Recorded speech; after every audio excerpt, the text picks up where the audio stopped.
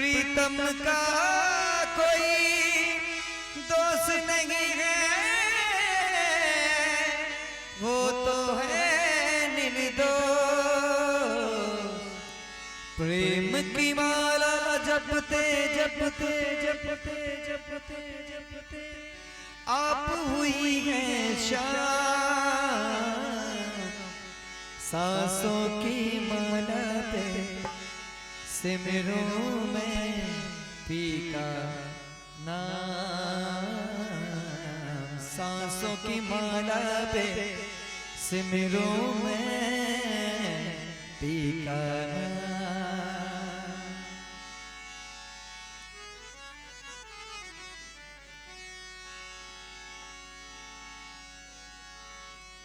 प्रेम की माला जपते जपते जपते जपते जपते जपते जपते आप हुई है शाम। सांसों की माला पे सिमरूं में फीका। बोले बाल गोविंद भगवान की जय हो।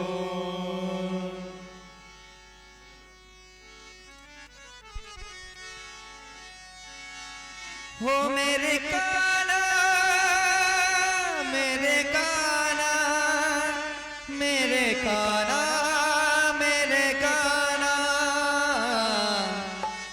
हे उधो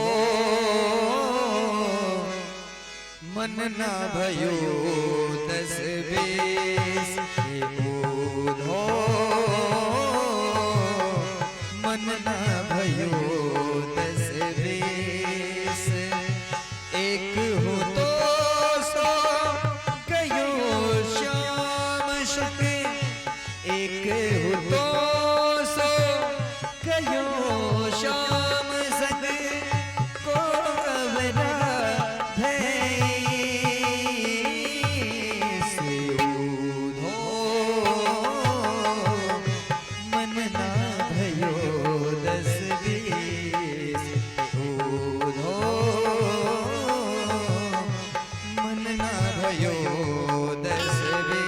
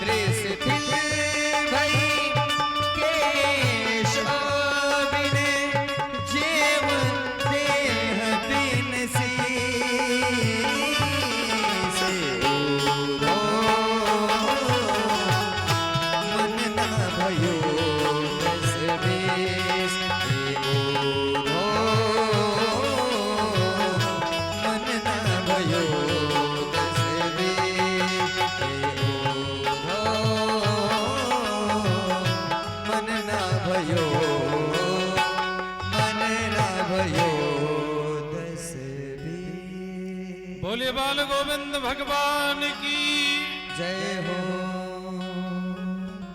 उद्धव पहुंचे हैं वृंदावन और ग्वाल बालों ने पूछा कि बाबा कौन हो तुम। तो उद्धव ने कहा कि मैं द्वारिका से आया हूं और कृष्ण का दूत हूं, मुझे नंद भवन जाना है।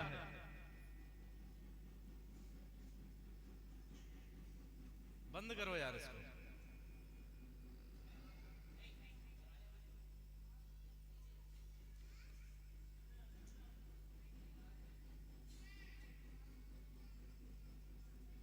हे गोपाल,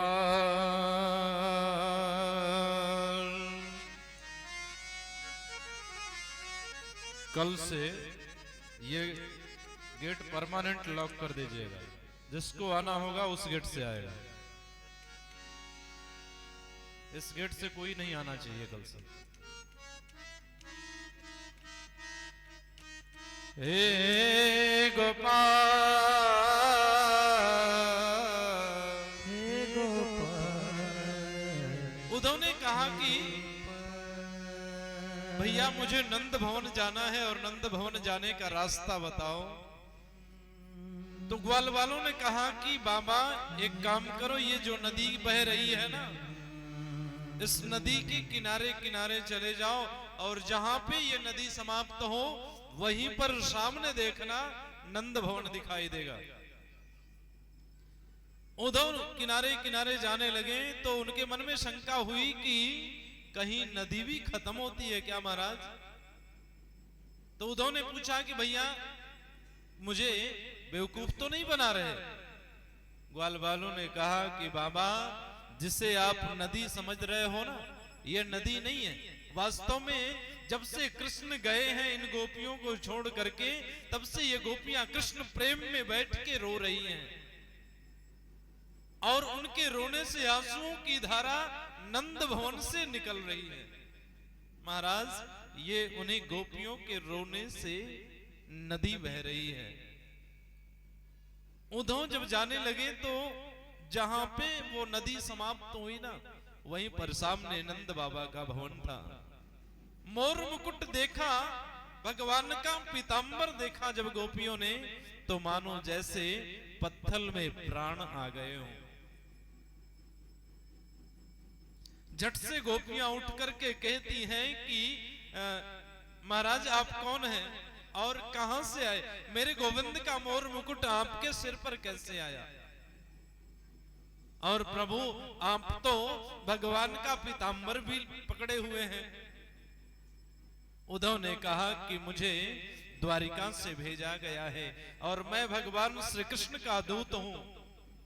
बोले कि आपको भेज दिया और स्वयं नहीं आए, तो महाराज आप क्यों चले आए? आप भी नहीं आते। उद्धव ने कहा कि अरे गोपियों, कृष्ण ने कहा है कि हमें याद करना छोड़ दो, मैं अब लौट के वापस आने वाला नहीं हूं। कृष्ण ने कहा कि जाकर के उन गोपियों को समझाना कि जितना प्रेम मुझसे करती हैं उतना प्रेम यदि ब्रह्म से करें तो शायद जीव और ब्रह्म का मिलन हो जाए और जीव की उत्तम गति मिल जाए उसे। गोपियां एक लाइन में उत्तर देती हैं। उद्धव से कहती हैं कि ये उद्धव,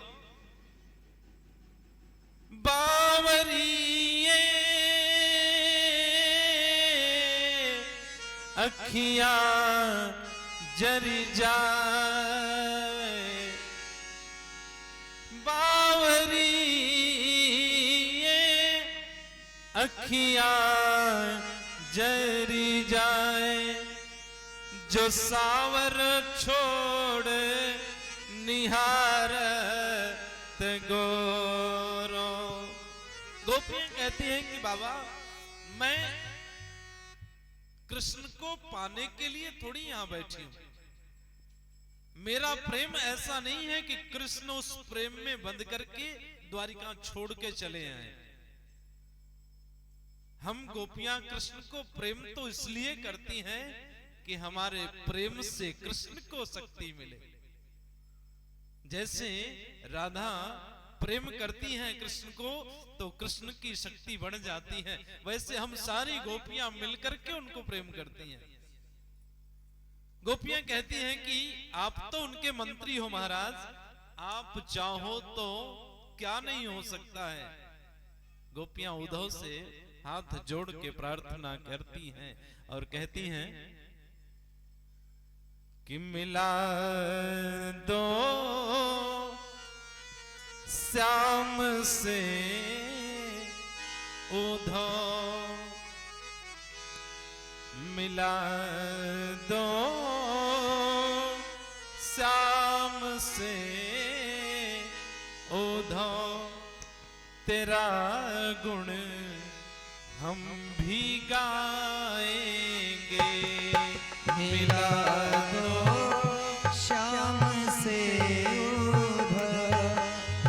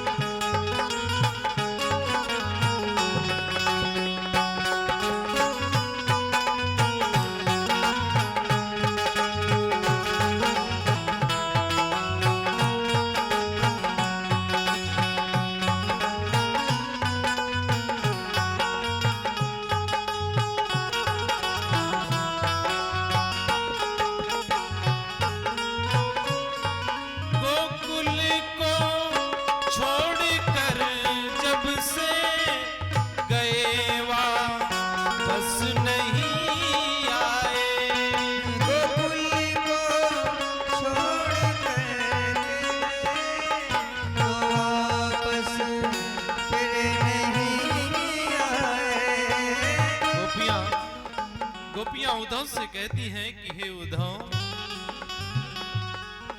गोकुल को छोड़ कर जब से गए वापस नहीं आए। गोकुल को छोड़ तो वापस फिर नहीं आए। खता क्या हो गई हमसे बाबा, खता क्या हो गई हमसे, विसारा नंद नंदन ने। खता क्या हो गई हमसे, विसारा नंद नंदन ने।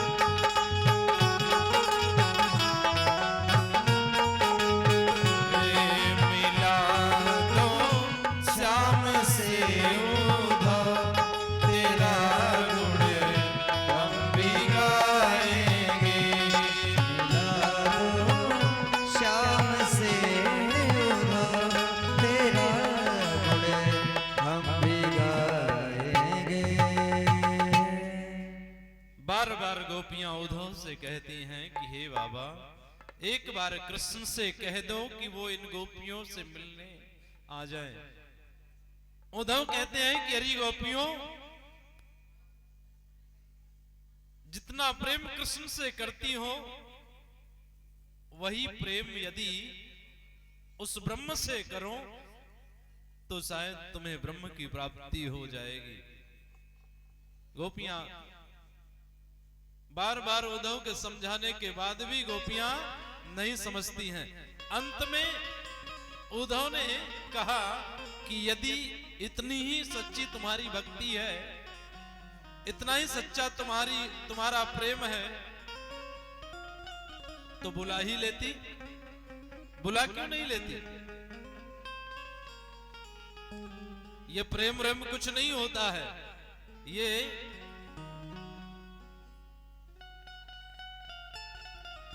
तो गोपियां राधा रानी के पास गईं और जाकर के कहने लगी कि हे राधा, आज हमारे प्रेम की परीक्षा है। राधा ने भगवान को याद किया और भगवान ने श्री राधा रानी को वरदान दिया था कि हे राधा, जिस दिन तुम याद करोगी ना, उस दिन हमारी छवि तुम्हारे हृदय में प्रकट हो जाएगी। और भगवान ने श्री राधा रानी को दर्शन दिया है। उद्धव का अहंकार नष्ट हो गया और उद्धव गोपियों से कहने लगे कि हे गोपियां, कुछ दिन अपने साथ रखती तो शायद ये भक्ति हमें भी आ जाती। गोपियां कहती हैं, बाबा आप तो ज्ञान सिखाते हो, आप तो ब्रह्म को मिलने का रास्ता बताते हो, आपको हम क्या भक्ति सिखाएंगे। तो उद्धव कहते हैं कि गोपियों, अरे कन्हैया कन्हैया पुकारा करेंगे, हम भी तुम्हारे साथ यहाँ इस ब्रज मंडल में रह करके गोविंद को याद करेंगे। और यहीं पर उद्धव का अहंकार नष्ट होता है। भगवान ने उद्धव को पुनः वापस द्वारिका बुलाया। उद्धव द्वारिका चले गए। धीरे धीरे समय बीता है। एक दिन की घटना है, विदर्भ नरेश महाराज भीष्मक की बेटी है रुक्मिणी, जो विवाह के योग्य हो गई है। रुक्मिणी का बड़ा भाई है रुक्मी। एक दिन महाराज भीष्मक ने रुक्मी से कहा कि बेटा, अब तुम्हारी बहन विवाह के योग्य हो गई है, एक काम करो, उसके लिए योग्य वर की तलाश करनी है। तो रुक्मी ने कहा कि हे पिता श्रेष्ठ, वर ढूंढने की आवश्यकता नहीं है, मेरा मित्र है शिशुपाल, उसी के साथ मैं अपनी बहन का विवाह निश्चित कर देता हूं। और शिशुपाल के साथ जाकर के रुक्मिणी के विवाह का संबंध बना करके चला आया। बातचीत सब कुछ हो गई। शिशुपाल को लगा कि अब मेरा विवाह तय हो गया, विवाह की तैयारी होने लगी। इधर रुक्मिणी को जब पता चला कि मेरा विवाह शिशुपाल के साथ होने जा रहा है, तो रुक्मिणी ने अपनी भाभी से कहा कि मैं बचपन में जब छोटी थी ना, तब से आज तक मैया से कृष्ण के बारे में सुनती आई हूं, और सुनते सुनते उनकी छवि से प्रेम हो गया। और ये भाभी, अगर मेरा विवाह कृष्ण से नहीं हुआ तो मैं अपने प्राणों का त्याग कर दूंगी, लेकिन शिशुपाल से विवाह नहीं करूंगी। भाभी ने कहा कि रुक्मिणी 3 दिन केवल शादी के शेष बचे हुए हैं, विवाह को केवल 3 दिन शेष बचे हुए थे, और अवंतिकापुरी से द्वारिका पहुंचने में पैदल 15 दिन का समय लगता है महाराज। और यदि किसी तरह से तुम्हारी बात कृष्ण तक पहुंचाई भी जाए तो भी 15 दिन में, तब तक तो इधर शादी विवाह सब संपन्न हो जाएगा। रुक्मिणी बोली कि भाभी कुछ भी करो, लेकिन मैं शिशुपाल के साथ विवाह नहीं करूंगी। तो भाभी ने कहा कि हे रुक्मिणी, एक पत्र लिखो द्वारिकाधीश भगवान श्री कृष्ण को।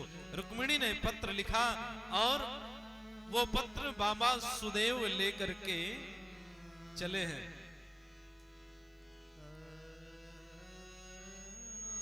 और वही बाबा सुदेव हमारे राजेश भैया हैं। ठाकुर जी का पत्र लेकर के कहां कहां पहुंच जाते हैं। बोले बाल गोविंद भगवान की जय हो।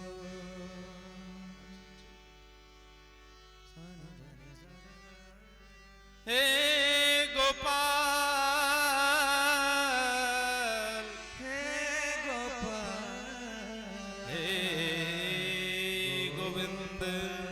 रुक्मिणी ने पत्र लिखा, और उस पत्र को बाबा सुदेव, जो महाराज भीष्मक के पुरोहित हैं, उस पत्र को लेकर के चले हैं।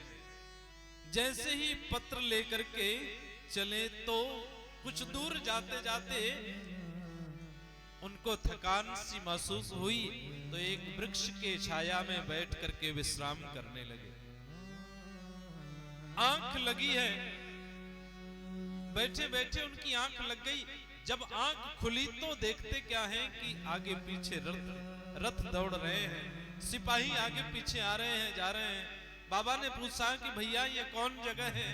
तो सबने कहा कि बाबा ये तो द्वारिका है, जहां 15 दिन का समय लगना था प्यारे। भगवान द्वारिकाधीश की कृपा से एक निमिष मात्र भी समय नहीं लगा। और बाबा सुदेव जब पत्र को लेकर के भगवान के पास गए तो भगवान ने कहा कि हे बाबा कैसे आना हुआ? तो सुदेव बोले कि प्रभु, विदर्भ नरेश महाराज भीष्मक की बेटी रुक्मिणी ने आपके लिए पत्र दिया है। उस पत्र में रुक्मिणी ने लिखा था कि दीन दयाल सुनी जब ते तब ते मन में कछु ऐसी बसी। हे गोविंद, आपको कभी देखी नहीं हूं, मैया से आपकी लीला सुनती आई। आपके बारे में मैया ने बताया मुझे जब मैं छोटी सी थी। दीन दयाल सुनी जब ते, तब ते मन में कछु ऐसी बसी है। और अब तो मेरी सारी सखियां भी मेरे प्रेम को जानती हैं। सारा विदर्भ देश जानता है कि रुक्मिणी कृष्ण से प्रेम करती हैं। तो हे नाथ, तेरो कहाय के जाऊं कहां, तेरो कहाय के जाऊं कहां, तेरे ही नाम की भेंट कसी है। रुक्मिणी ने पत्र में कहा कि हे गोविंद, मेरी सखियां जानती हैं, पूरा विदर्भ जानता है कि रुक्मिणी कृष्ण से प्रेम करती हैं। और यदि आप नहीं आओगे मुझे लेने ना, तो कल के दिन यही सखियां मुझे ताना मारेंगी कि हे रुक्मिणी, कैसा तेरा कृष्ण था जो तुम्हारे प्रेम की कदर नहीं समझा, तुम्हें लेने तक नहीं आया। रुक्मिणी ने पत्र में अंतिम लाइन लिखा था, हे हो मुरारी पुकारी कहूं, मेरी हंसी नहीं तेरी हंसी है, मेरी हंसी नहीं तेरी हंसी। रुक्मिणी ने कहा कि हे गोविंद, यदि आप नहीं आओगे ना, तो ये सखियां आपका नाम लेके ताना मारेंगी। तो इसमें केवल मेरी हंसी नहीं होगी, आपका भी उपहास होगा। और जिस दिन सखियां आपका नाम लेके उपहास करेंगी ना, उसी दिन मेरे प्राण निकल जाएंगे। और तुरंत बाबा सुदेव से भगवान ने कहा कि आओ चलो अवंतिकापुरी चलते हैं। भगवान अवंतिकापुरी के लिए प्रस्थान किए। भगवती अवंतिका माता के मंदिर पर जाकर के रथ खड़ा हुआ।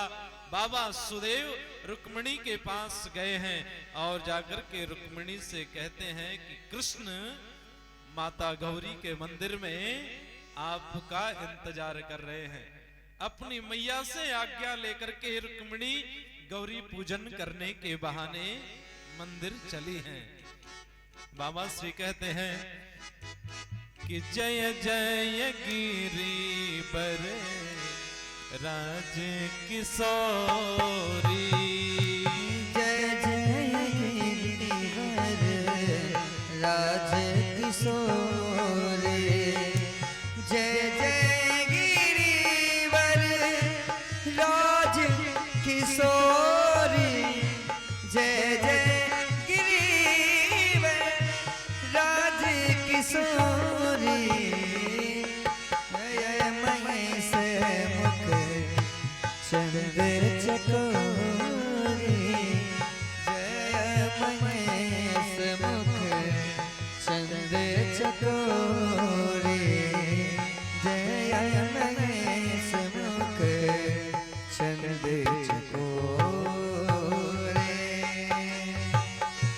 जय गज बदन खडानन माता, जय गज बदन खडानन माता, जय गज बदन खडानन माता। बोलिए द्वारिकाधीश भगवान की जय हो।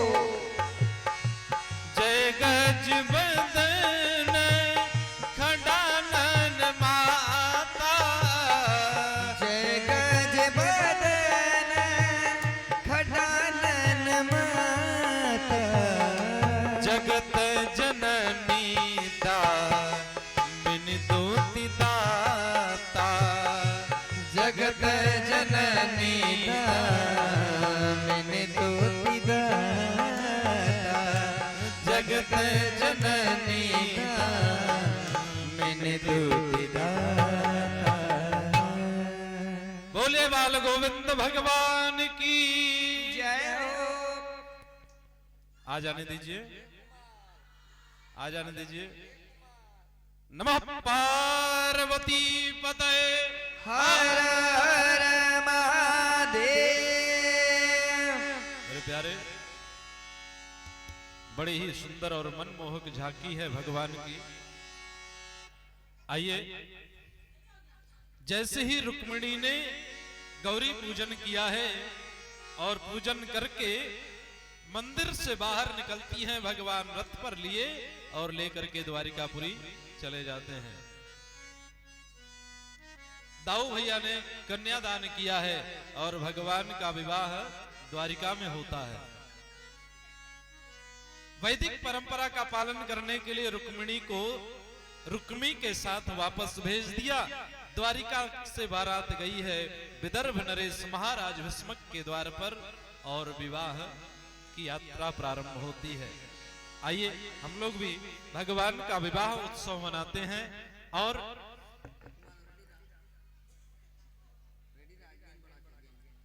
सब लोग जो भगवान के विवाह में कन्यादान करने के लिए आप लोग ले आए हो, वो बारी बारी से एक व्यक्ति आपके पास जाएंगे और आप अपनी सामग्री या फिर जो द्रव्य आपको देना है भगवान के कन्यादान में, वो आप वही उनको समर्पित कर देंगे, यहाँ चढ़ जाएगा। तेरा किसने किया श्रृंगार सावरे, लगे आज दुल्हा सा दिलदार सावरे। कहते हैं भगवान के विवाह में कन्यादान का बड़ा महत्व होता है और शास्त्र कहता है कि कन्यादानम महादानम महादानम सर्वदानेषु दुर्लभम। सभी दानों में दुर्लभ दान है महाराज कन्यादान। तो जो भी आपको भगवान के कन्यादान में अर्पण करना है, आप ले आए हो नहीं भी ले आए हो, पैसा रुपया जो जो कुछ आपकी व्यवस्था है आप उसी झोली में डाल दीजिए, भगवान को कन्यादान में समर्पित हो जाएगा। अब कोई अपने जगह से उठेगा नहीं, अगर उठना है तो वहीं खड़ा रहना है। आओ मेरी सखियां मुझे मेहंदी लगा दो, मेहंदी लगा दो मुझे ऐसी सजा दो। क्या मुझे श्याम सुंदर की दुल्हन बना दो, मुझे श्याम सुंदर की दुल्हन बना दो। आओ मेरी सखियां,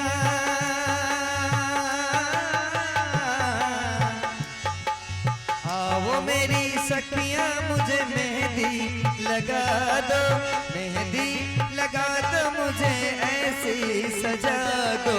मुझे श्याम सुंदर की दुल्हन बना दो, मुझे श्याम सुंदर की दुल्हन बना दो।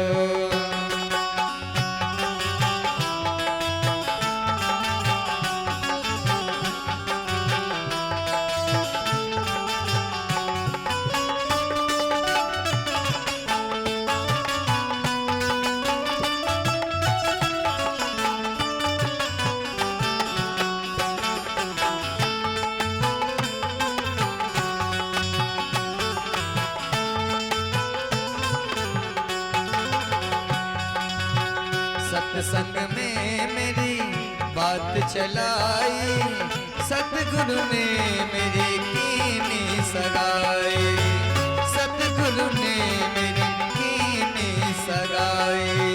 और उनको बुला के लेवा तो करा दो, जल्दी जल्दी करिए, लेवा तो करा दो। मुझे श्याम सुंदर की दुल्हन बना दो, मुझे श्याम सुंदर की दुल्हन बना दो।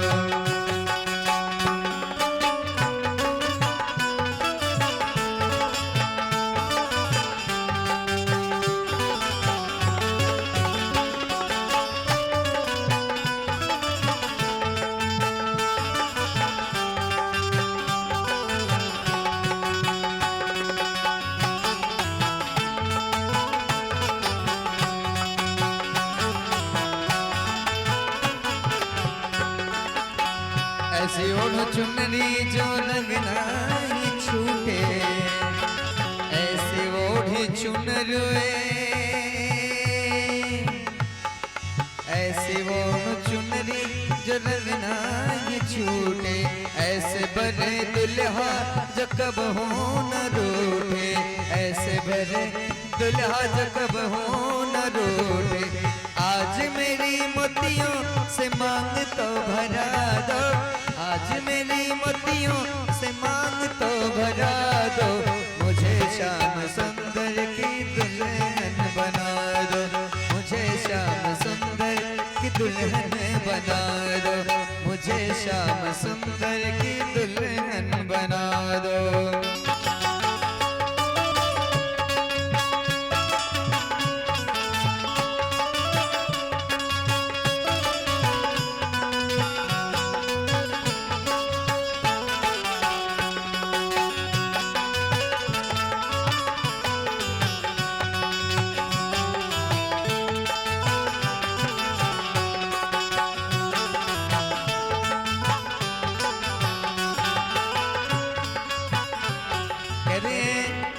रुक्मणी मैया ऐसे पहन चूड़ी जो कब हो न टूटे, ऐसे पहन चूड़ी जो कब हो न टूटे, ऐसे रचो मेहंदी जो कब हो न छूटे, अटले सुहाग की बिंदिया लगा दो, अटले सुहाग की बिंदिया तो लगा दो,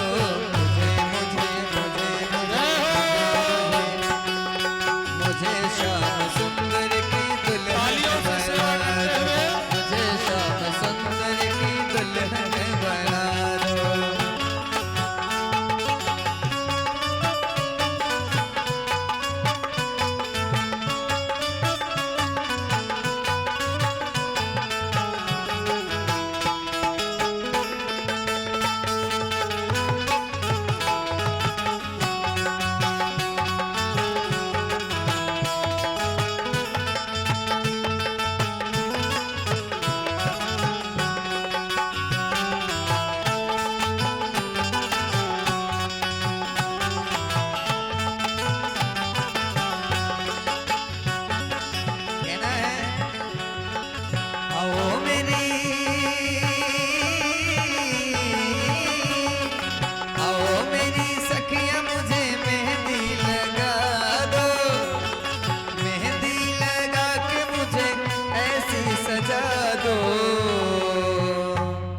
मुझे श्याम सुंदर की दुल्हन बना दो, मुझे श्याम सुंदर की दुल्हन बना दो, मुझे श्याम सुंदर की दुल्हन बना दो, मुझे श्याम सुंदर की, मुझे श्याम सुंदर की, मुझे श्याम सुंदर की दुल्हन बना दो। बोले बाल गोविंद भगवान की जोड़ी का जवाब नहीं, की जोड़ी का जवाब नहीं, दुल्हा बने हैं नंदलाल।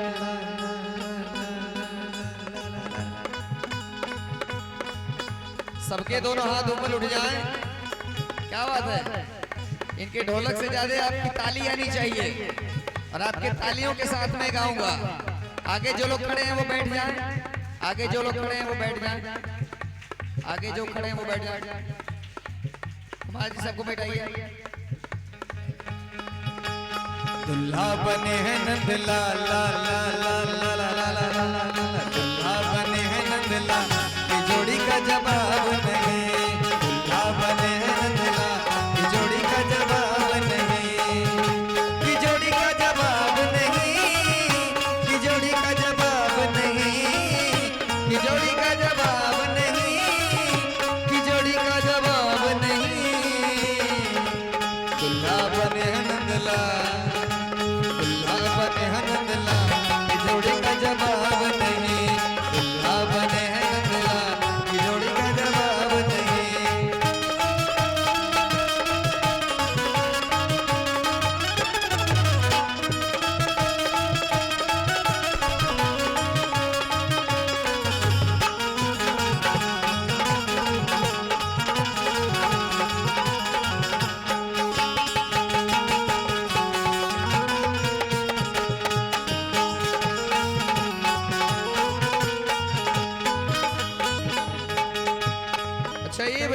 कितने लोग इसमें घराती हैं? थोड़ा हाथ उठाएं, घराती लोग। अच्छा, ये रुक्मणी भैया की तरफ से इतने लोग हैं। अच्छा, अब कन्हैया की तरफ से कितने लोग हैं? बाराती लोग थोड़ा हाथ उठाएं। कुछ लोग ऐसे हैं दोनों तरफ से खाना चाहते हैं, घराती बाराती बन गए। रुक्मणी हमारी भोली भाली,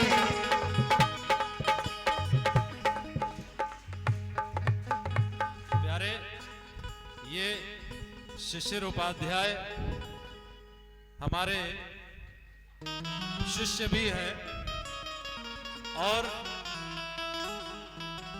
जैसा कि हमने आप लोगों को बताया था कि प्रतिवर्ष 25 दिसंबर से ये कथा होगी, और कहाँ होगी ये ठाकुर जी जाने, है ना। ये तो ठाकुर जी जाने की कहाँ होगी, लेकिन प्रतिवर्ष 25 दिसंबर से ये कथा होगी, और 1 जनवरी को हम लोग पूर्णाहुति करके नए साल में प्रवेश करेंगे।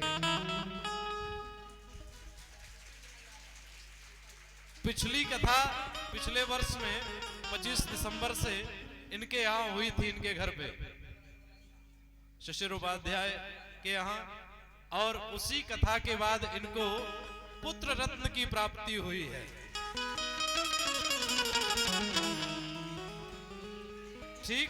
ठीक 9 महीने के बाद पुत्र पैदा हुआ है जन्माष्टमी के दिन। बोलिए बाल गोविंद भगवान की जय हो।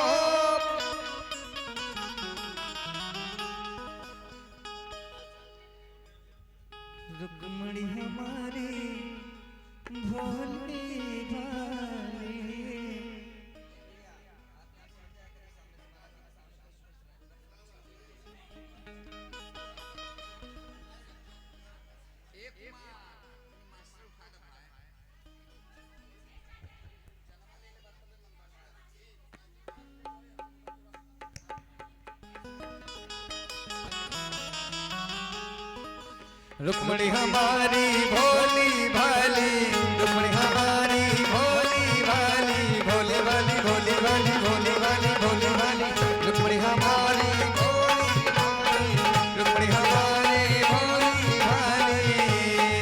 और नटखट है नंदलाल, ला ला ला ला ला ला ला,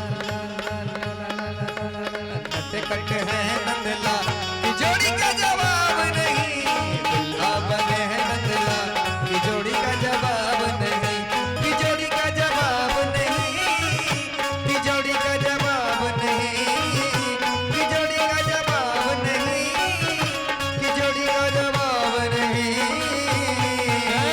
दुल्हा दुल्हा बने हैं नंदलाल, दुल्हा बने हैं नंदलाल की जोड़ी का जवाब नहीं, दुल्हा बने हैं नंदलाल की जोड़ी का जवाब नहीं।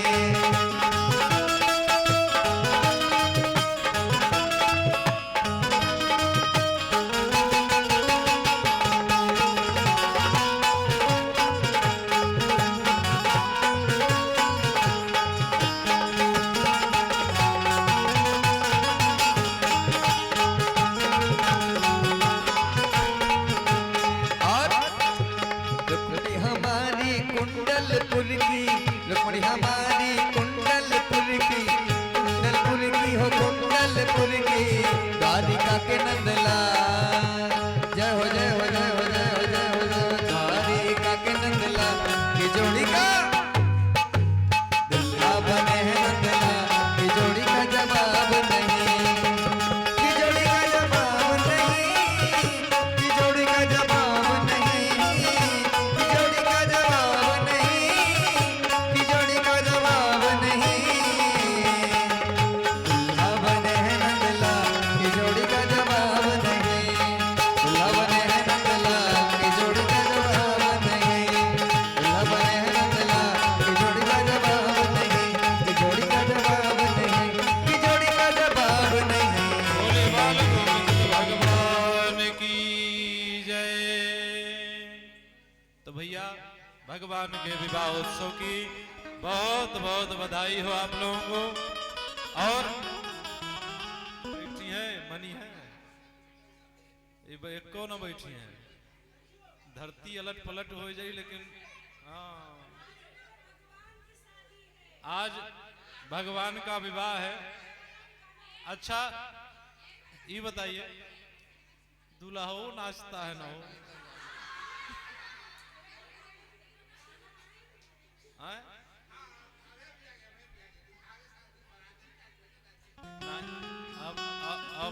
अब है भैया तो वसुदेव जी हो। वसुदेव है ना, लड़का का बाप वसुदेवन राम। अभयो भैया के लिए जा आ है जेकर भी हवा बा।